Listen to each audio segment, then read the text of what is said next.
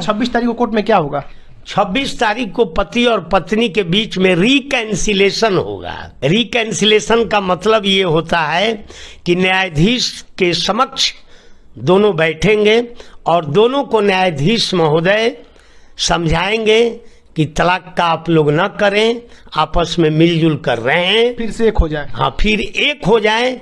तो जैसा कि आप लोगों ने वीडियो देखा, ये है पावर स्टार पवन सिंह के वकील सुदामा सिंह जी, जो कि बताए हैं कि 26 मई को जब ज्योति सिंह और पवन सिंह कोर्ट में आएंगे तो वहां पर क्या होगा। जी आप सभी को बता दूं, जैसा कि आप सभी को मालूम है कि पावर स्टार पवन सिंह तलाक के लिए अर्जी डाले हैं सिविल कोर्ट आरा में, जिसके पहले तारीख को जो कि ज्योति सिंह पहुंच पाई, लेकिन power star Pawan Singh film में जो कि व्यस्त थे नहीं पहुंच पाए। उसका दूसरा डेट मिला हुआ है 26 मई, यानी कि 26 मई के दिन कई सालों बाद पावर स्टार पवन सिंह और ज्योति सिंह आमने सामने होंगे। और उम्मीद यही है कि दोनों जब आमने सामने आएंगे तो एक दूसरे को देखने के बाद ये गुस्सा प्यार में बदल जाएगा और शायद तलाक ना हो। जी हाँ, ऐसा पावर स्टार पवन सिंह और ज्योति सिंह के वकील दोनों ही लोग बोल रहे हैं कि किसी का घर ना उजरे, एक बार घर बस जाए। हम भी चाहते हैं कि ज्योति सिंह और पवन सिंह एक हो जाए। तो 26 मई को यही होने वाला है। बहुत ज्यादा समझाया जाएगा न्यायाधीश द्वारा पवन सिंह जी को, ज्योति सिंह जी को, अपना मन मुटाव खत्म कर दीजिए, एक दूसरे पर गुस्सा मत कीजिए और एक बार फिर से अपना